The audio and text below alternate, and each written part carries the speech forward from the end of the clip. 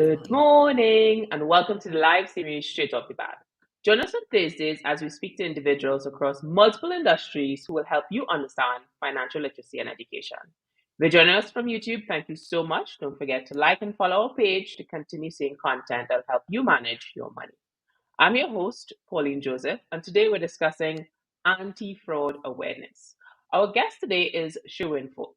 He is a manager at Republic Bank, and he is in a great space, corporate security, and we have so much questions to ask of him. He holds a qualification in security administration and risk management, forensic accounting, fraud risk management, and health and safety. He's also a former fraud squad detective. So let's bring this detective in. Hi, Sherwin. Hi, good morning, Pauline. Thank you for having me here this morning. Thanks for joining us. Before we even get into all the, anti-fraud conversation as it relates to Trinidad and Tobago, what is a fraud squad detective? I find that so interesting. An interesting question. Before I joined Republic Bank, where I am the manager for corporate security now, I was a member of the Trinidad and Tobago Police Service, and one of the more elite units within the police service was the fraud squad, right? I know that some of the other units within the fraud squad may take some umbrage to that, but the fraud squad was in fact an elite unit that would have investigated financial crimes, white collar crime, for want of a better description. And I did that for quite a few years before joining Republic Bank, continuing along the similar vein in terms of investigating white collar crime, but from a corporate perspective as opposed to a national perspective. Wow, I feel like NCIS might be knocking on your door there, but yeah, let's have this conversation around fraud because based on, your past experience there and your current experience at Republic Bank, I think you're the best person to ask this first question. What is fraud? An interesting question, Pauline, and probably is the best platform this morning to start off the discussion. Before I actually give what I use as my favorite definition for fraud, let me give a little bit about the nature of fraud itself. What really is it? Fraud involves betrayal of trust, first and foremost. Right? It is a human phenomena. People deceive one another. People use deception and manipulation to gain a material benefit or material advantage over another person. Right? It is unlike other crimes that use force or violence. We hear about it in our everyday lives in terms of persons being robbed in Trinidad and Tobago, persons being murdered, which is unfortunate. But fraud doesn't involve anything like that. Fraud involves people building up trust and respectability in their relationships with other persons. For example, in the financial services sector, we as the bankers must trust our customers, and the customers, vice versa, must trust us as bankers to keep their money safe, etc. So that environment involves a lot of trust. And persons, whether it's internal or external fraud that we're speaking about, persons breach that trust. Persons betray that relationship that they have built up with persons in order to deceive them.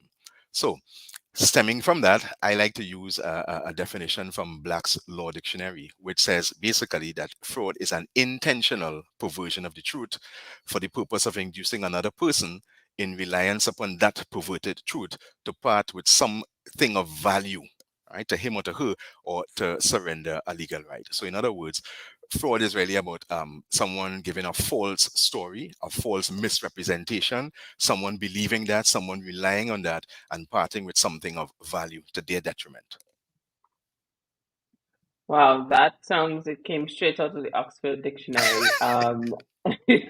But it's an important elaboration on a way that we're living in this, obviously we're all connected, and it's important to do so, but at the same time, it creating this large opportunity for people to, uh, you know, be distrustful, and most of us want to be trustful with people and want to believe things that are there, especially when it's great.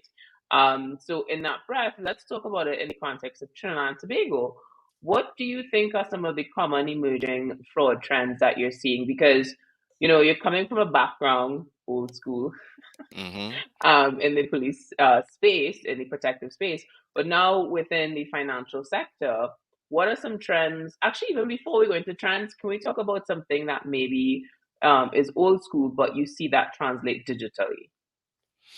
Okay, Pauline, thanks for that question, an interesting one. And I mean, I want to say from the onset that there really isn't anything new when it comes to fraud. Fraud has been around, I mean, from the very beginning of time. People have been known to deceive one another. Um, what has changed is technology and the methodology that people use to perpetrate fraud. So, for instance, as you mentioned, old school, maybe a decade or two ago, people would have received letters in the mail, snail mail, we call it now, advising that they won either the Australian lotto or the Spanish lottery or some information from Coca Cola or some great grandfather or some distant relative somewhere who wants to give them some money. And people have parted with their money, giving in to these types of activity. But just to modernize it a bit, persons are now using the email to that similar effect. Right? We now depend heavily on email and information technology. So the fraudsters are using the technology now to take advantage of unsuspecting victims. So, can we talk a little bit about that? Because I've had so many emails, and I think over the last, I don't know, maybe 6, 7 months, there's been this plethora of emails talking about opportunities. We're looking at not just from a financial perspective, but tying into people wanting to get jobs. So, what it is that folks kind of have to be aware of when it comes to getting this email into your inbox. What can you give us, like maybe one or two things that people can do to say, okay, this is legitimate or this isn't? Mhm. I want to be careful. I don't want to legitimize or delegitimize or decriminalize what persons do. But as individuals, you need to take some responsibility for verifying and validating whatever email comes to you. Whether it might come by email or WhatsApp, verify the information. We have a rule of thumb in the world of fraud that says if it's too good to be true, then it probably is too good to be true. So validate it. Make sure that it's not something that is promising you a 200% return on your investment because it doesn't sound like business reality. So once it doesn't sound that way, don't go spending your money or giving away your money into some unrealistic investment. So this might, I mean, I don't know if this falls in your garden, but I'm gonna ask it anyways because a lot of us want this to be true. So there's the verifying side of things, but there's also this emotional attachment to, I have all these bills to pay, there's things that are happening in my life. I need this to be true. You have any advice for someone who may be approaching the situation flawed in that perspective? I think, Pauline, I think you hit the nail on the head. It's really about separating the emotions from reality. Yes, I get it. People have bills to pay. People want to accomplish things. People have things to achieve, etc. But time really is the best indicator of success. Success doesn't happen overnight. And once we understand that, we'll be less susceptible to these get-rich-quick schemes. Yes, hard work is not attractive. Certainly isn't. Let's be honest. So we're talking about, the trends that we're seeing. Let's talk about this word that I just even like saying it, vishing. What is vishing? Okay, so you had asked a question earlier on, and I gave the example of the snail mail, and then translating now into email, and you had asked about some common fraud trends. So across Trinidad and Tobago and the Caribbean, and indeed the globe, there are quite a few trends now that banks, financial institutions in particular, are dealing with. In no particular order, we have card not present fraud, which is involved in the online world, the e-commerce world. Um, we have online investment scams. Right, we have business email compromise, and importantly, we have what you just mentioned there, social engineering schemes. And social engineering schemes are multi-factor, I should say, for want of a better description, or there are many different methodologies, many different typologies of social engineering. And one of those in social engineering methodologies is what you referred to just now, called phishing. So there's a variety of these social engineering methods, which are basically means of trying to trick, manipulate, deceive someone into divulging personal or confidential or sensitive financial information to the use and benefit of the fraudster. So these are phishing, which you mentioned. Phishing is actually the use of email, which is sent to unsuspecting victims, and these fraudsters could send out, because of the ready availability of modern technology, email, etc. They can send out email to hundreds, thousands of people, promising them something that is, again, too good to be true, and in requiring that they reveal personal information in order to gain some type of benefit. So that is what phishing is really all about. It's the use of that email, enticing someone, right, with the belief that they are making a genuine investment, or that there is some genuine opportunity for them to gain some sort of financial benefit. And once that email is used to divulge that type of information, it's referred to as phishing, as opposed to vishing, which you mentioned.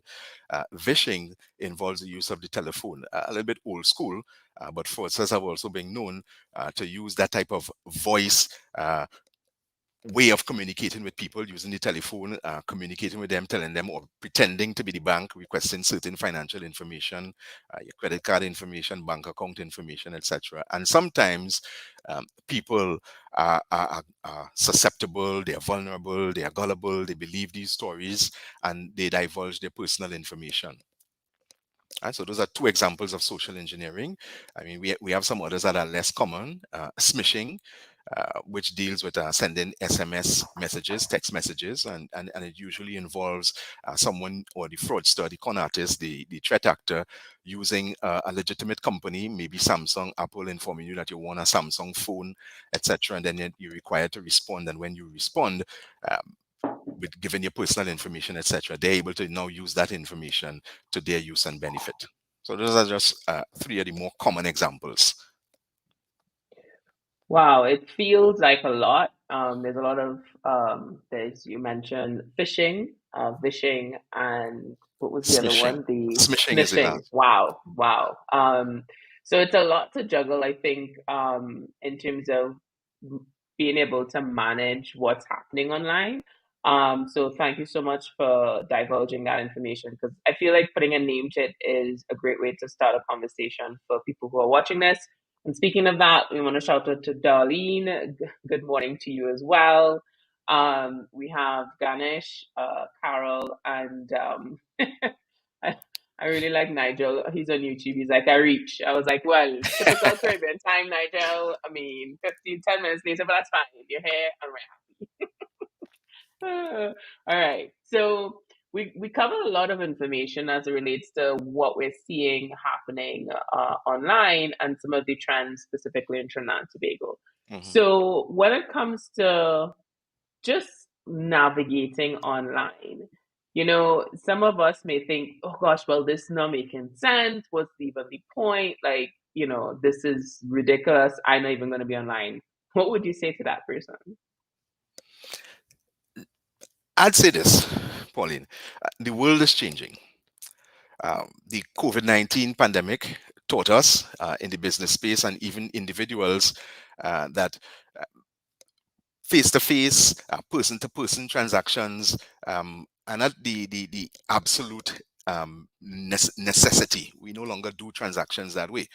We have ushered in the age of the online transactions. Most persons, I imagine most of the viewers this morning would have done some type of online purchasing whatever items, whether it's clothing items or pharmaceutical items, some item that they would have purchased online already. And the digital space is now open to anyone in the world, and the world is rapidly changing. So sooner or later, it may become the predominant space, right? As opposed to those brick and mortar buildings that people go to. So even when you go to the brick and mortar places, they ask you for your email information so that they could send advertisements to you, etc. So the world is changing. People have to adjust. People have to make that pivot and understand that this is the world that we live in. Technology is the way that we are moving, and we need to get familiar with it. We need to be aware of the opportunities that are available, and as well as the dangers to which we expose ourselves if we don't protect ourselves online. Such a great perspective because it could become a little overwhelming, but this is not something that is new, as you mentioned earlier. So we just have to navigate and maybe get some new skills. Speaking of which, we have in the dating world, for us single people out there, there are a lot of these dating apps, and with that comes responsibility. So we're going to go on a quick break, but when we come back, we're going to ask some questions with Sherwin to see if he's going to give us some advice on how not to be duped into questionable activities. We'll be right back.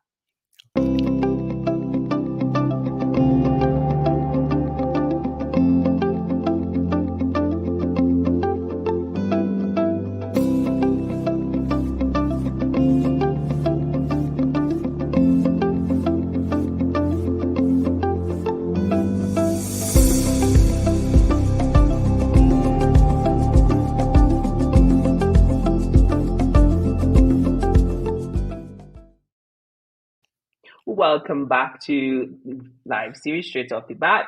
If you're joining us from LinkedIn, don't forget to like and follow our page to continue seeing content that'll help you manage your money. I'm your host, Pauline Joseph, and today we're discussing anti-fraud awareness. We have Sherwin Forte, and he is the manager of corporate security at Republic Bank Limited. We're gonna bring him back in. This discussion is so timely because we are all connected. Some of us don't even want to admit it, but we are connected, regardless if you're on social media or not.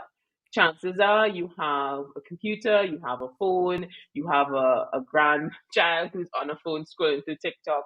You're connected in some way. So when it comes to the anti-fraud discussion, we're in a world now where because we spend so much time online and obviously we're on lockdown for a bit, we need to be connected in some way or the other. And that has evolved into how we meet people.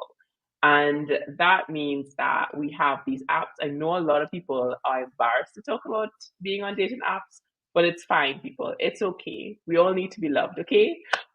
So when it comes to this anti-fraud conversation, we have to talk about romance scam. What is a romance scam? Hi, Pauline. That's an interesting introduction to romance scams. Romance scams are one of the modern trends in terms of how people get deceived. I am not a dating advice specialist. I'm not going to give any dating advice. But what I would say is that you're absolutely correct. We're all connected in some form or fashion. And what the fraudsters use is that connectivity, our need, our desire to be loved, our desire for social interaction. As human beings, we are gregarious by nature. We want to be able to interact with other persons. And the fraudsters use that to their advantage. They meet people online through their Facebook interactions. And depending on how that relationship goes, how that interaction goes, some people now transfer the relationship to WhatsApp. Using that platform, the relationship becomes a little bit more intimate in terms of some of the messages that I have seen over the time sent to both male and females, because females aren't the only persons who are vulnerable or susceptible to this fraud typology. Males also fall victim to persons, more often than not, males who perpetrate or present themselves as a lovely, beautiful female, or in some instances as a romantic male person to the females, and they send the messages that generally people want to hear. People want to hear that they're beautiful. People want to hear that they are loved. People want to hear that someone is there to support them, to listen to them. And for the most part, we have seen that the victims are vulnerable persons who have had disappointments in relationships, people who are going through the divorces, etc., or in unhappy relationships, and just hearing someone on the other end, whether it's voice messages through WhatsApp, or even the exchange of the text messages, they appreciate it. And the fraudsters, as I mentioned earlier on, fraud involves betrayal of trust and deception. The fraudsters prey on that trust, on that vulnerability, and begin to make offers for of items like luxury items, cell phones, tablets, jewelry, designer clothing, etc. And they make these promises to both males and females, telling them, look, I want to come to Trinidad, for example. We're talking about Trinidad here, and I'm going to marry you. And then at some point in time, the fraudster tells the person, the intended person, listen, I need you to send some money for me because I got caught up with immigration, or I have some legal matter to resolve. I can't get to Trinidad. I'm trapped in this part of the world, etc. And because of the trust and the respectability that they have built up in that relationship, the person inevitably believes it. And we have seen instances where persons have come into the financial institutions to deposit money to accounts because the person tells them, look, there is an account, I need you to deposit that money there, and I will get that money, and then it will enable me to come to Trinidad to meet you, to get married to you, etc. And basically, that is what happens in the romance scam. Oh, I mean, it's just it's I it's very hard to have these discussions, I find, within Trinidad and Tobago, and I'm going to be generalizing here, because a lot of us don't want to admit that we want to be loved. We don't want to admit that the idea of someone wanting us is very powerful. And with your background in the, protective services and now being in the financial sector, do you see sort of a similarity or big difference in terms of, because that happened before technology, right? So Yes, yeah. yeah. So now you're seeing it within that tech space, but it's almost like it's now in black and white. So is there a vast difference that you've seen when it comes to romance scams? There isn't a vast difference. The difference that the romance scam offers to fraudsters is that anonymity. Right? You don't know who I am.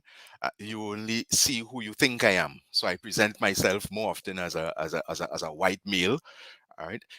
Usually, I send an image on my Facebook profile, standing next to a Ferrari or a Porsche, or I can show you what you want to see. You want to see luxury, you want to see wealth, you want to see a good-looking individual, and I put that up, and I pretend to be that person.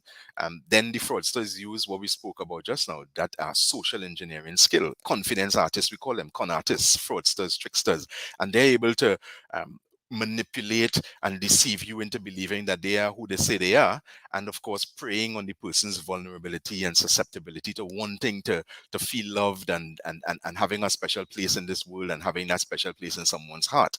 At the end of the day, we know what these fraudsters want to achieve.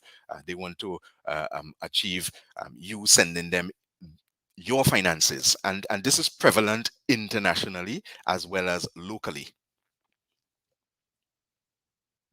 Yes, it actually, I mean, we have a term for it now. It's called Catfish. There's a whole series that was Yes. on MTV that, I mean, anybody could Google it now. It's called Catfish. And I want to find, I mean, I don't know if you have this information, but I'll throw the question anyways. Usually, when it comes to talking about feelings, we don't necessarily have a safe space for men to do that. So when it comes to being duped, and you've gone, deposited money or something like that. How often do actually people report it? Because there is this huge level of embarrassment. So do you see maybe more males not reporting it versus females? Like, what have you seen in your experience? Pauline, an interesting question. Um, Straight off the top of my head, I'll say that more female victims are likely to report incidents of this nature. We have had a few males reporting the incidents.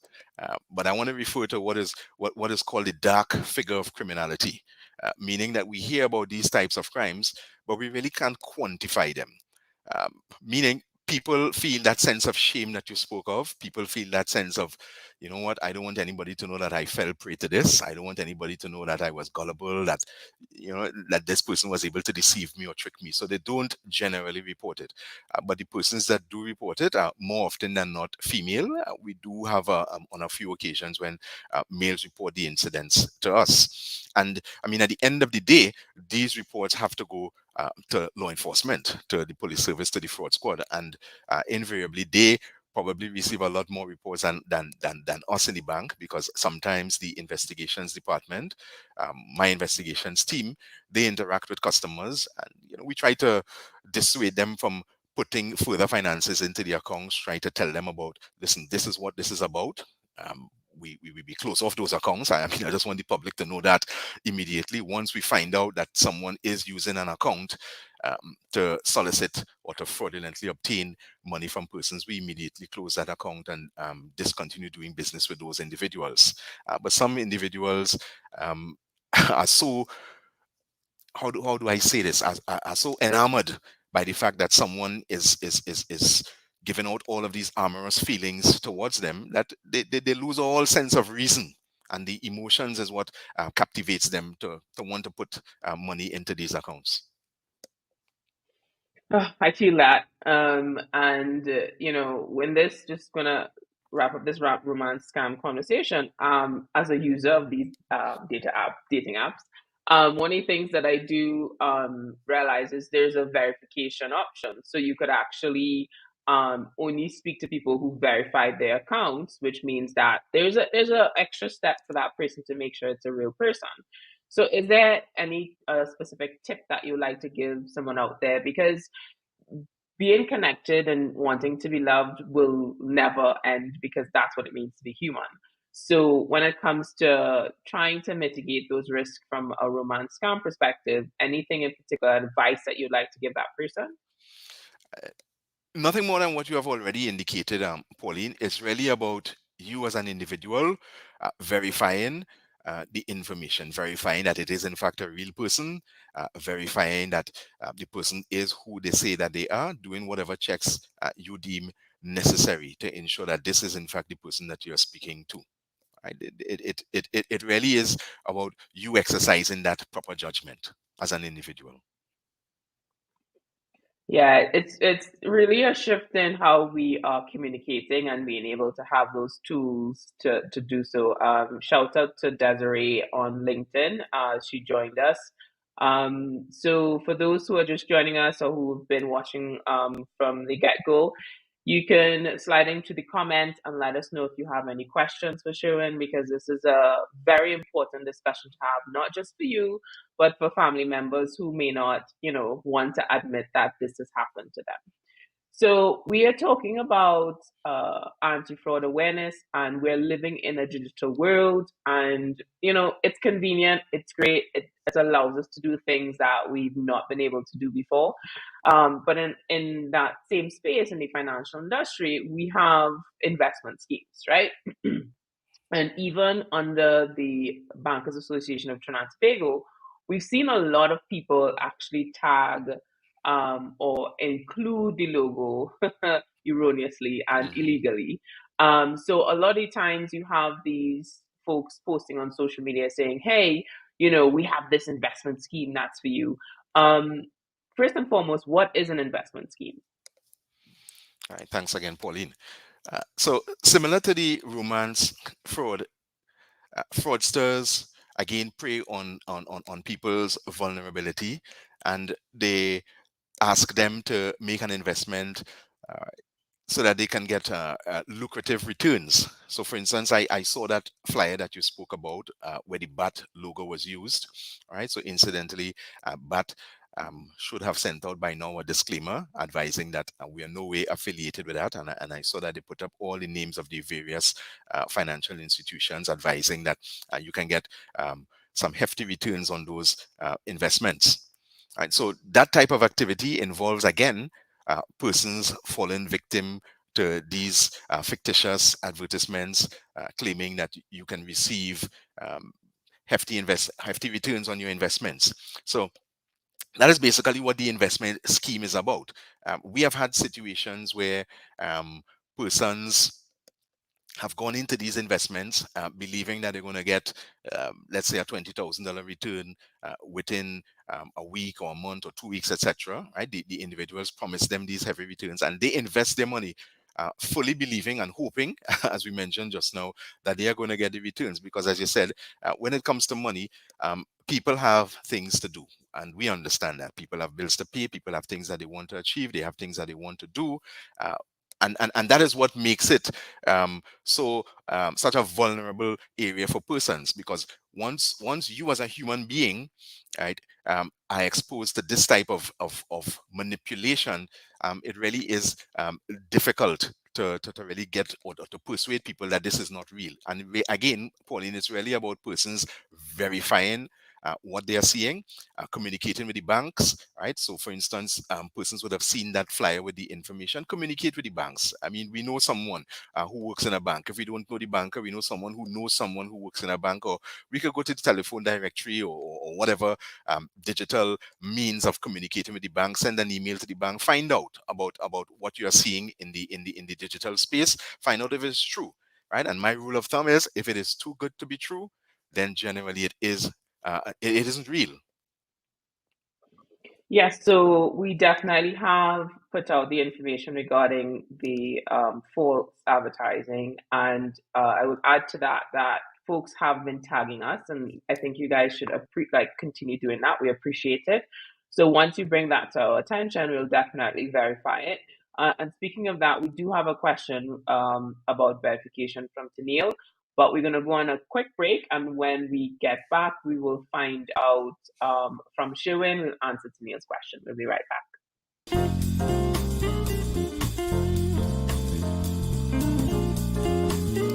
But that was like my first experience with money. Very, very first experience. I've been in banking since I was a teenager.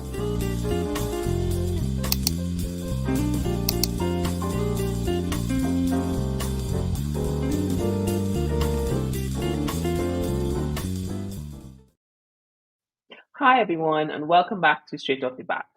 This is a show that helps you understand financial literacy and education, and thank you so much for joining us today. If you're doing so from Facebook, don't forget to subscribe to our page to continue seeing content that will help you manage your money. Today, we're discussing anti fraud awareness.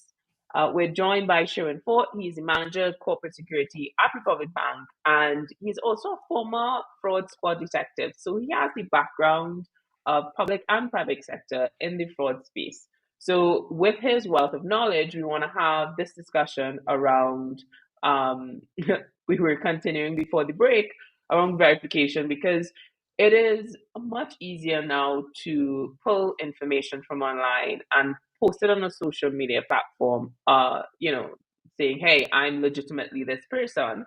And with that, we're seeing a lot of folks utilizing the bank's logos as well as the Bankers Association of Trinidad and Tobago.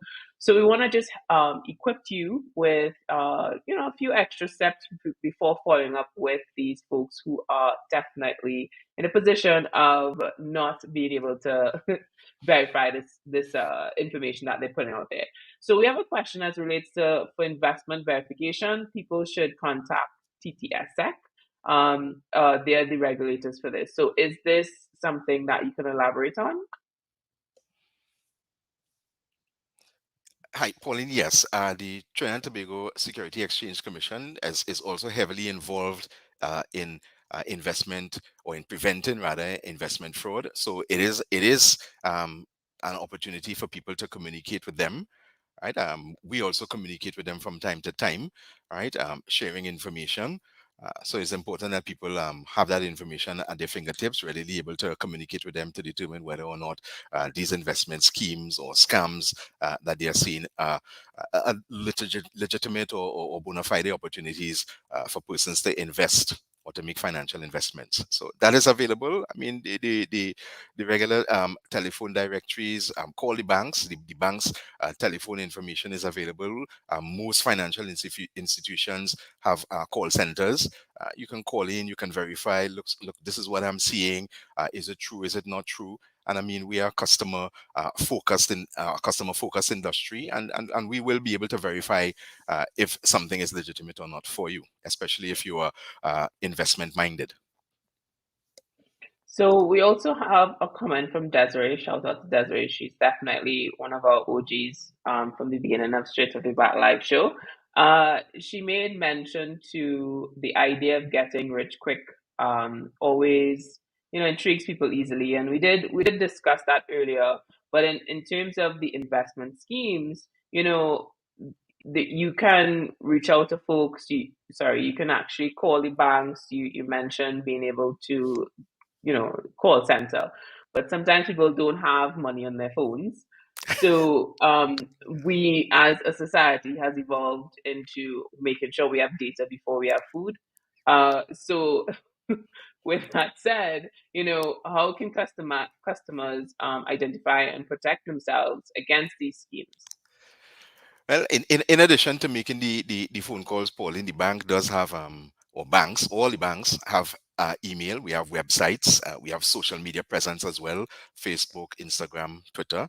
So if people have data on their phones, I mean, they can definitely make use of those mediums, those platform, to send any questions to the bank.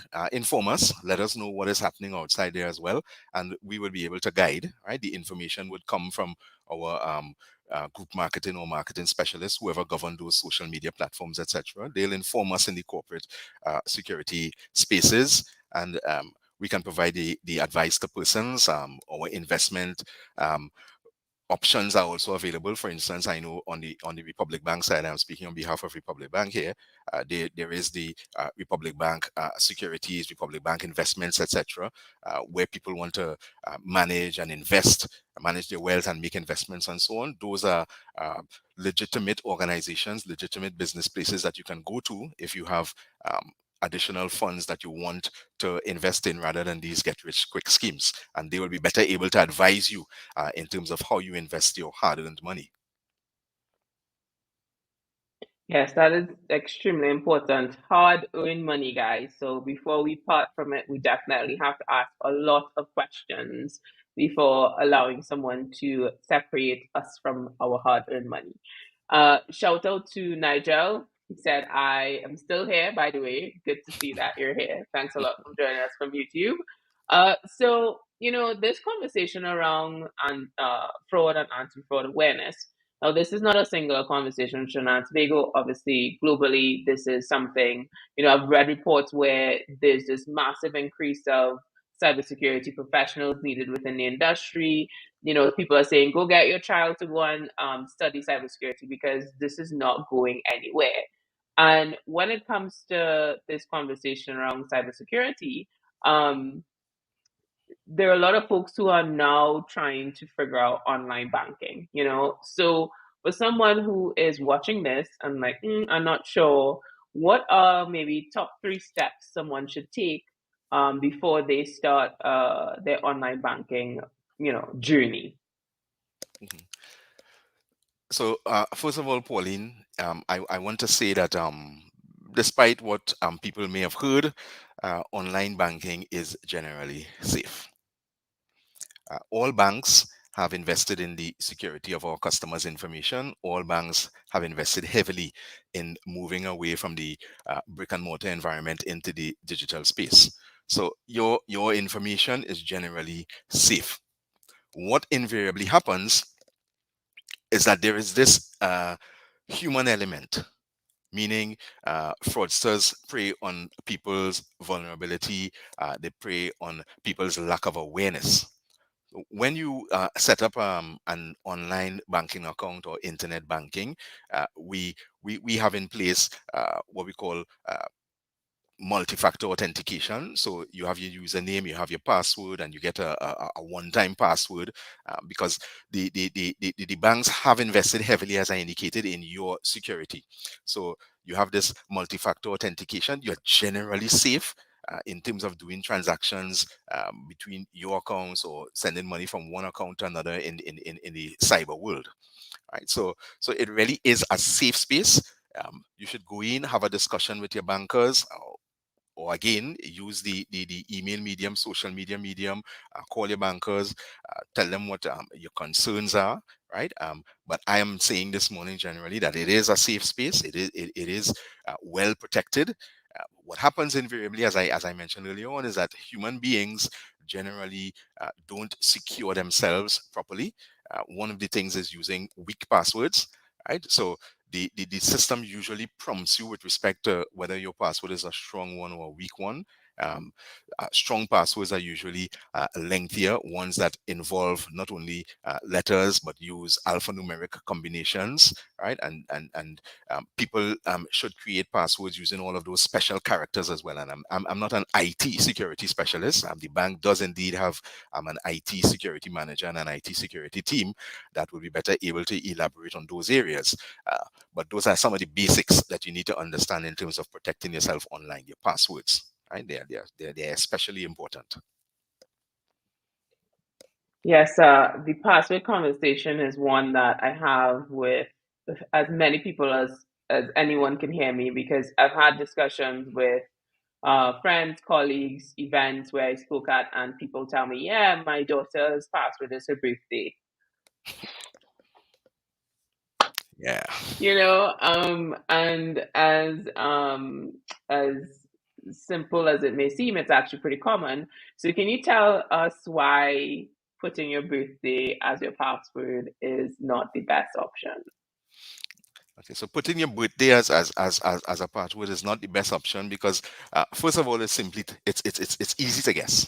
It's too simple. It's easy to guess. So once fraudsters gain access to your account, your username, and they now run algorithms, and this is the advantage that they have now with the use of modern technology. They could run algorithms that generates thousands or millions of combinations of numbers, birth dates, etc., within seconds, within minutes, so they're able to get that information using words such as candy or chocolate or words that come out of the dictionary is also very easy for them to run an algorithm with to be able to get that password. So the advice is always to use an alphanumeric combination, uppercase, lowercase, and to use the special characters on the keyboard. Yes, and for me, because it's so hard sometimes to remember all these things, I actually create like my own little dream that I have that I haven't shared with anybody, and make that into a short sentence through some, at signs and stuff into it, and that's usually my password. So far, it's been working for me, but knock on wood. Yeah. So within the fraud discussion, I think we should talk about, the business side of things, because you have folks who have to entrust, their team, their employees with pieces of information that is part of the business. So when it comes to being a business owner, obviously you want to trust your employees, but at the same time, there's a risk involved. You have any advice for that person in terms of, balancing the two?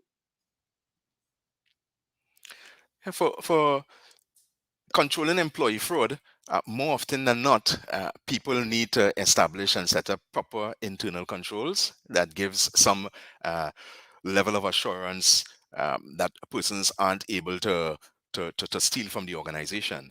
Um, some simple measures may include separation of duties, and I know for the smaller businesses it may be a challenge. For the bigger businesses, you have on the accounting side, you may have persons who are responsible for receivables and persons who are responsible for making payments, etc., on the other side of the accounting system. For smaller businesses, it really is important to vet your personnel, to trust your employees. I mean, trust is integral, trust is important, as I mentioned at the very top of the conversation. In any form of business, you are going to want customers, you are going to engage employees to sell your products, etc., and you have to trust them. Right, but your internal controls gives you the best level of assurance that someone has a supervisory authority to sign off on a transaction before a rank and file employee does any type of transaction. So it's really about formulating and developing proper internal controls to ensure that your organization is less vulnerable to any type of fraud, whether it's internal or external. That's some great advice. And I really want to have a discussion around cash because it's such an important part of the fraud conversation. Because we're shifting, anytime like I go out, it's really hard for me to have cash because I physically don't have it anymore. But at the same time, a lot of people in Trinidad and Tobago feel very comfortable with cash. So we've shifted into this acceptance of, connecting online with social media, scrolling through videos. But when it comes to utilizing your funds on the digital space, there's less of a sort of a familiarity and adoption to it. So we're going to go on a break, but when we get back, we're going to have a conversation around anti-fraud awareness and utilizing digital versus cash. We'll be right back.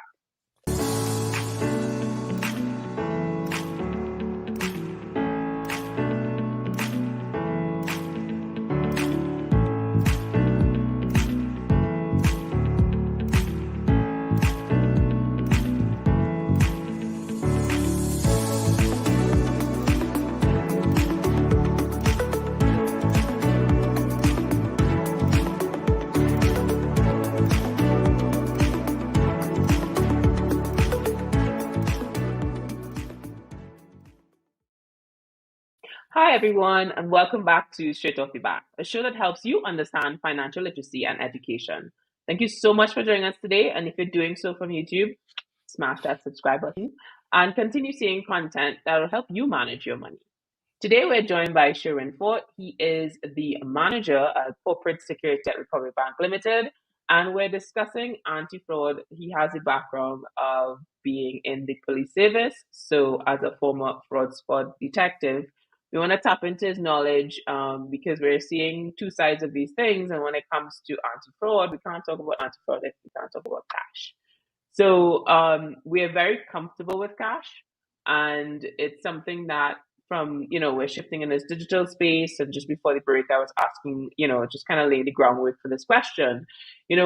Are we in a better position if we are able to manage our cash online?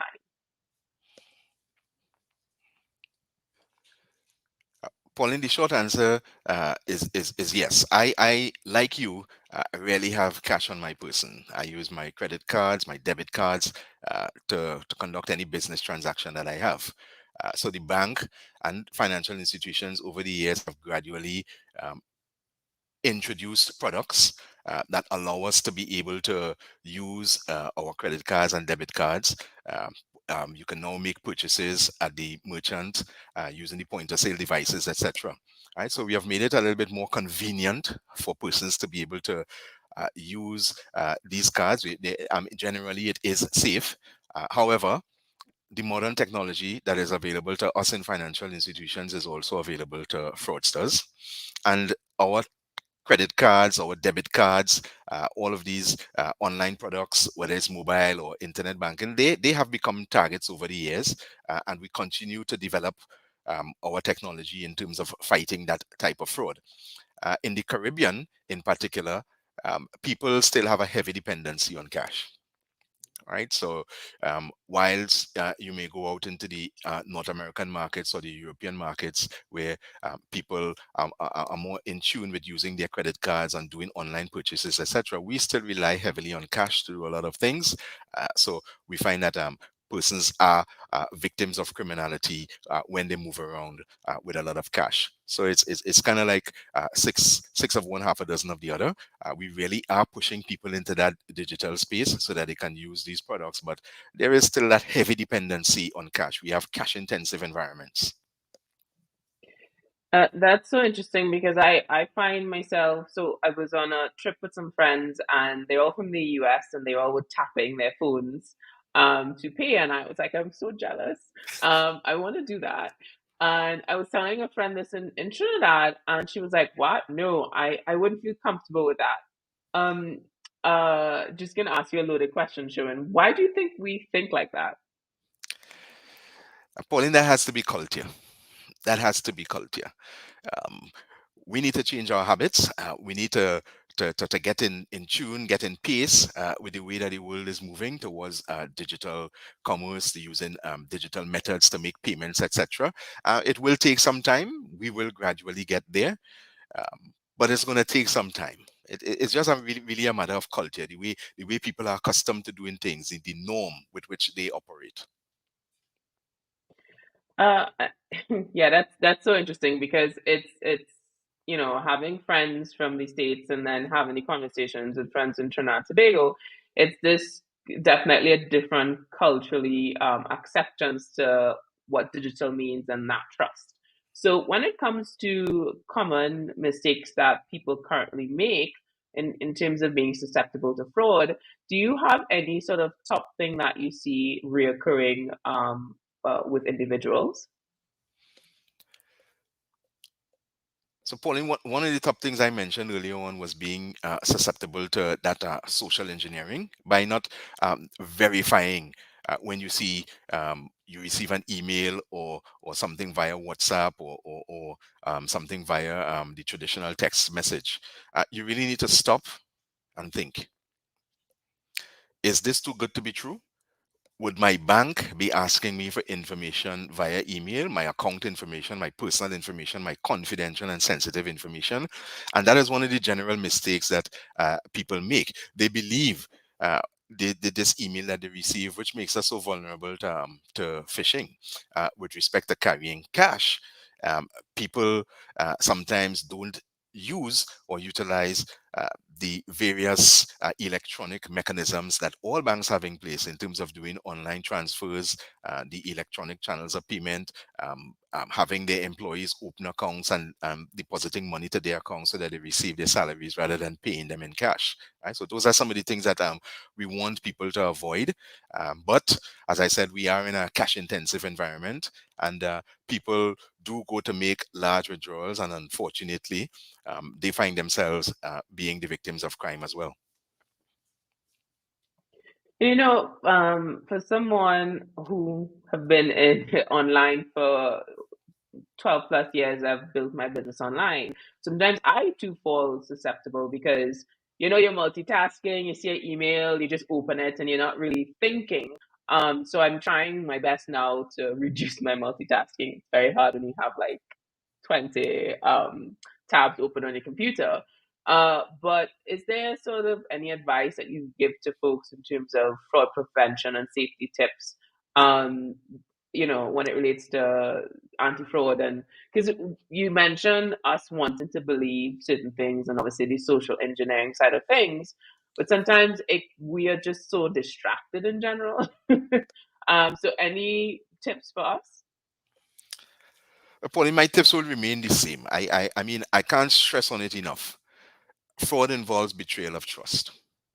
That's the bottom line, right? The fraudster isn't going to come to you with a firearm or with some type of weapon to rob you. They're not going to come that way. What they're going to do is to send you these nice email or build up some type of relationship with you where you are expected to trust them. What you really should be doing, most importantly, is being aware of the schemes. Right. This morning I've spoken to you and I've mentioned to you some of those schemes: the social engineering, the phishing, the vishing, the smishing. Once you understand the methods that the fraudsters use, your next step is to verify. Verify.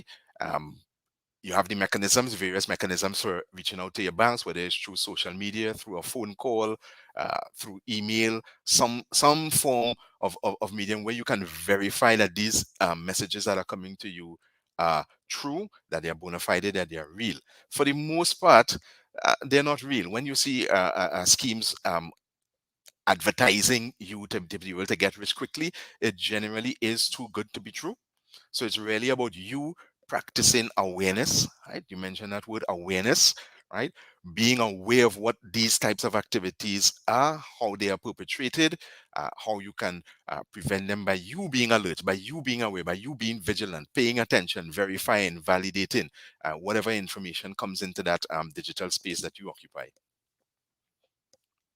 This conversation we've actually had on this show before on Straight Off the Bat with Antonio at Royal Bank. You can check out. We'll put it in the comments below. The conversation was around how much do you know about fraud in Trinidad and Tobago, and we did speak about that was the first time I actually learned the term social engineering. I was like, "Oh, I know things now," and it's quite interesting because having the conversation around being more familiar with cash, and now we have these options for online management of your money. Do you think that we, as like, not just like customers, retail customers, but business customers, it is best for us all to have online banking and utilize more wire transfers, which some people call ACH as well? Yeah.